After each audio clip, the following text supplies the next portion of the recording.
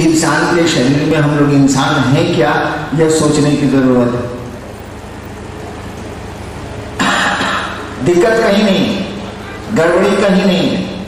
गड़बड़ी है कि उस देवता से, उस महादेव से हमारे आपके संपर्क ही नहीं हो रहे। संपर्क हो जाए तो बाबा बल्ले बल्ले हो जाए। संपर्क कौन कराता है? किसको कहते हैं गुरु? गुरु क्या करते हैं? वो आपको आपके देवता से एक मिल करते हैं। कहा ही जाता है कि कोई भी गुरु होगा, कोई भी गुरु होगा, वो शुभ क्यों नहीं, कोई भी गुरु होगा अपने शिष्य के मन में शिव के प्रति प्रेम जगाएगा। यही सिद्धांत है, गुरु शिष्य के मन में प्रेम जगाते हैं। कोई भी गुरु यही काम करता है। लेकिन अगर आपका प्रेम धरती से बढ़ रहा है, इसका मानी है कि आपका गुरु सही नहीं का काम कर पा रहा। गुरु का काम ही है कि वो शिव से शिष्य के मन में प्रेम जगाते हैं, शिव के प्रति प्रेम जगाते हैं वो। और जब प्रेम जगेगा तो शिव की खुशियों के लिए ना हम आप काम करेंगे। बहन से प्रेम जगा है, आपको लाल साड़ी से, लाल रंग से चिढ़ है, बहन को साड़ी आप देने गए हैं राखी के त्योहार में, लाल रंग से चिढ़ है आपको। आप जानते हैं कि मेरी बहन लाल रंग का साड़ी खूब पसंद करती है, आप लाली खरीदें। जिसको आदमी प्यार करता है उसकी इच्छाओं के लिए, उसकी चाहत के लिए, उसकी आकांक्षा के लिए काम करना शुरू करता है।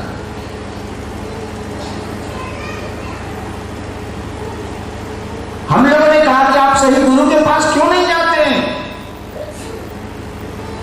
और शरीर नहीं जाएगा गुरु के पास। शरीर तो किसी के पास नहीं जाता। एक बिस्तर पर पति पत्नी सोते हैं और तलाक का मुकदमा होता है। एक बिस्तर होली होंगी, अपने जूते बाहर निकाले होंगे, यहां से आप निकलेंगे, दिल तो है। अब जूतों की जमात में आपकी जमात, अपना जूता ढूंढ लेंगे कि नहीं भाई साहब, कि भूल गए आप?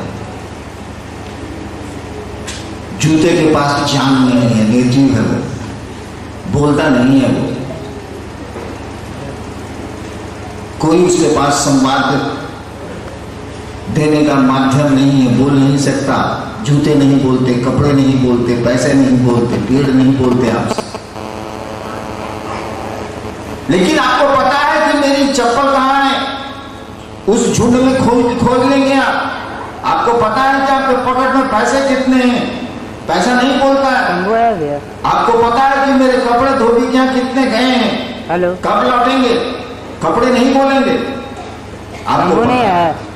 क्यों पता है? इसीलिए कि उन कपड़ों को आप अपना समझते हैं, उन जूतों को आप अपना समझते हैं, वे चप्पलें आपकी अपनी हैं। इसीलिए वो बोले या नहीं बोले, आपका मन बोलता है, आपका दिल बोलता है मेरा है, नहीं है। इसीलिए हम आपको पता होता है कि छोटा सा बच्चा है, बोल नहीं सकता, उसको भोजन चाहिए, कपड़े चाहिए, ठंड लगती है, गर्मी लगती है, आपको पता है वो बोल नहीं सकता। हमको आपको ये जानकारी है। जिस दिन मन उस शिव को अपना समझने लगेगा, इसी में गुरु की भूमिका है। बिना गुरु के नहीं होगा ये, जितना छान पकाड़ चुराना चुरा लीजिए। जिस दिन आपका मन इस बात को समझेगा कि वह महादेव मेरा है, जान लीजिए उस महादेव को कुछ बोलने की जरूरत नहीं है, कुछ नहीं बोलता है वो, बोलने की जरूरत ही नहीं है। बोल तो सकता ही है, आप बोलते हैं इसका मन शिव ही बोलता है,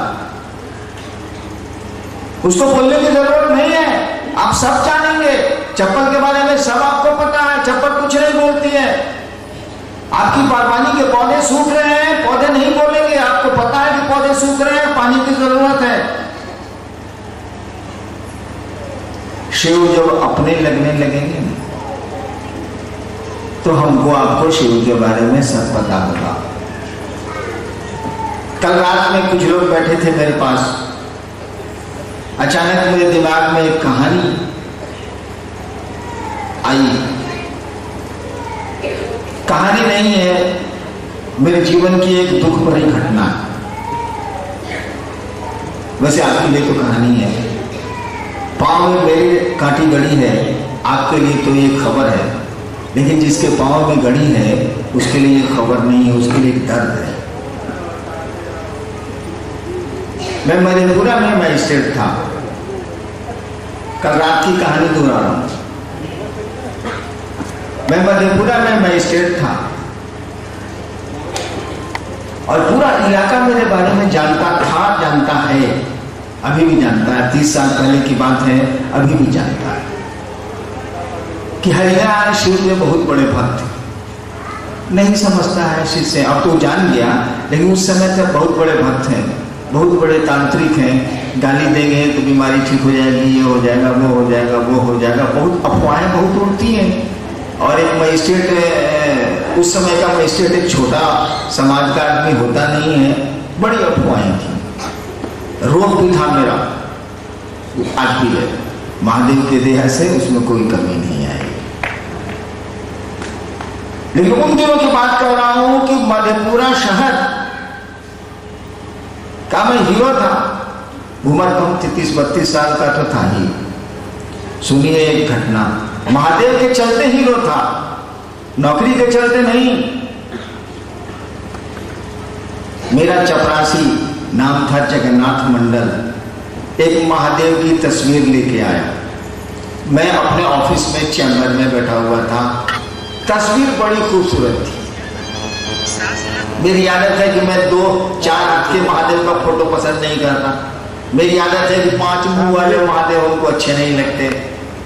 हर एक आदमी की अपनी अपनी कल्पना है। अरे मजनू को लैला काली थी, बड़ी खूबसूरत थी। ठीक उसी तरह से मेरा भी महादेव कुछ आपसे अलग थलग हो सकता है। तो एक सामान्य सी महादेव की तस्वीर थी, पोस्ट कार्ड पर छपी थी और दुकान वाला उसको बेच रहा था कि लोग इसका इस्तेमाल पोस्ट कार्ड पर करेंगे। टिकट साथ के एक साइड फोटो था, एक साइड पोस्ट कार्ड था। चपरासी लेके आया, कहा कि सर फोटो देखिए ना। हमने शिव की तस्वीर देखी पोस्ट कार्ड पर, एक साइड में अच्छी। हमने कहा जगन्नाथ कितना में खरीदे? कहा सर 8 आना। हमें कहाँ मिलता है?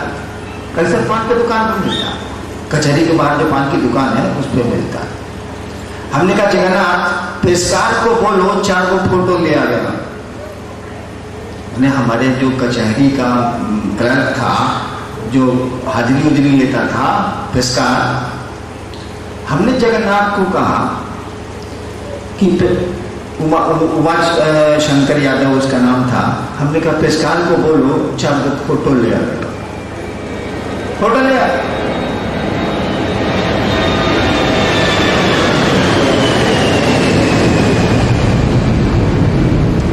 मैंने 4 फोटो ऊपर वाले जेब में रख लिया। पोस्ट कार्ड साइज का तो था ही।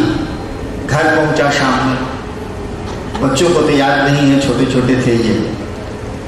हमने अपनी पत्नी को कहा अरे देखो ना महादेव का कितना सुंदर फोटो है। वो भी देखी, वो भी खुश हुई।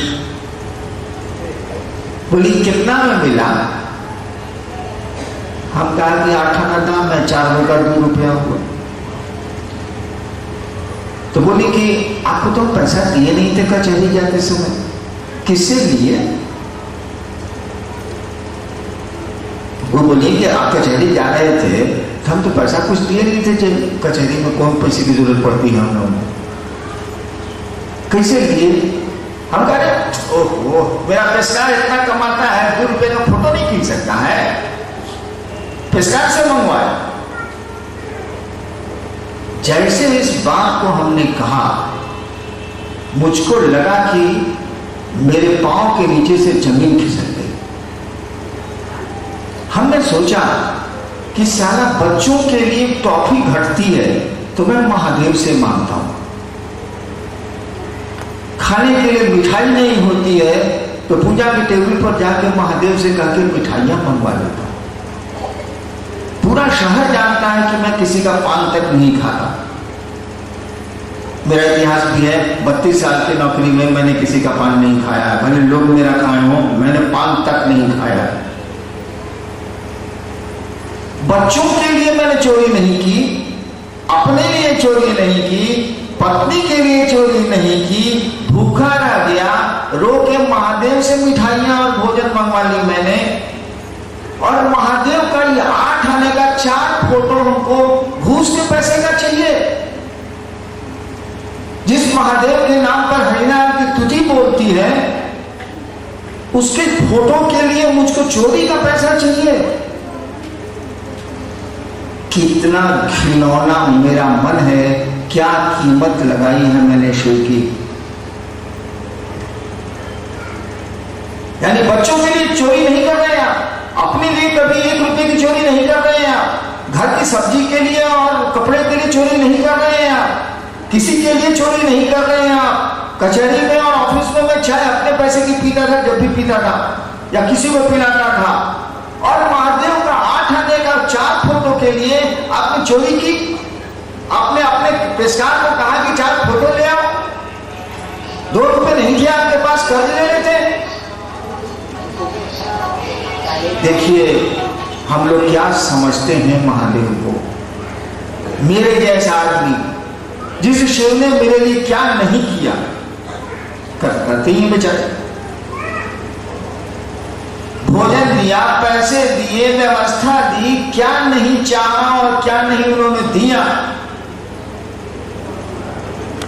उस शिव की तस्वीर के लिए मेरे पास मेरे ईमानदारी के पैसे नहीं थे। क्या कीमत लगाई है मैंने उस शिव की। सोचिए आप, हमारा आपका मन ऐसा ही है, आपका नहीं भी हो सकता है, मेरा तो है। और इस सदमे से आज तक मैं नहीं उबर पाया कि मैं इतना घिनौना आदमी हूं कि शिव के लिए 8 आने पैसे मेरे पास नहीं है, बच्चों के लिए हैं, पत्नी के लिए हैं, अपने लिए हैं, घर के लिए हैं, शिव के लिए 8 आने भी पैसे नहीं है। वहां सोच रहा हूं कि 2 नंबर का काम से काम चला लूं।